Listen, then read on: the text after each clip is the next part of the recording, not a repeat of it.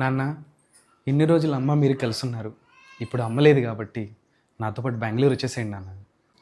తమ్ముడు, బెంగళూరులో వాతావరణం ఎలా ఉంటుందో ఏమో. నాన్నకు అసలే ఆరోగ్యం బాగోట్లా. నాతో పాటు విజయవాడ తీసుకెళ్తాలే. నాన్నగారు, మీ కోడలు ఇంట్లోనే ఉంటుంది, మిమ్మల్ని బంగారంలా చూసుకుంటుంది. నాతో పాటు హైదరాబాద్ వచ్చేసేయండి, ఓకేనా? అక్కడ అందుబాటులో అన్ని హాస్పిటల్స్ ఉంటాయి. నాన్నగారు, మా ఇంట్లో మా మామగారు కూడా ఉంటున్నారు. మీరు మా ఇంటికి వచ్చారంటే మీకు కాలక్షేపంగా ఉంటుంది. పైగా పిల్లలకి మీరంటే ఎంతో అభిమానం. మీరు మా ఇంటికి వచ్చారనుకోండి, అందరికీ సంతోషంగా ఉంటుంది. ఈ ఇంటికి చిన్న కొడుకు నేనే. నాన్నకి నేనంటే చాలా ఇష్టం.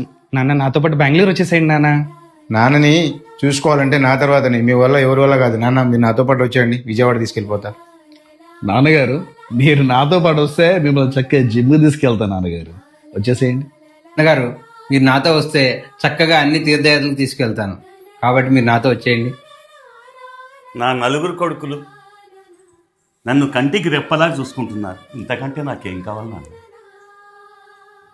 ఆస్తుల కోసం తడుగులు పడే కొడుకులను చూశాను, కానీ తండ్రి కోసం తపన పడే కొడుకులను మిమ్మల్నే చూస్తున్నాను. నాకు ఇంతకంటే ఇంకేం కావాలి? నాన్న,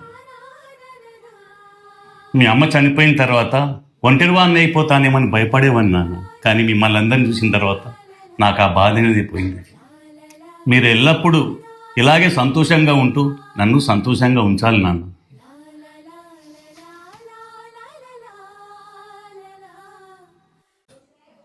సంతోషంగా ఉండాలి, సంతోషంగా.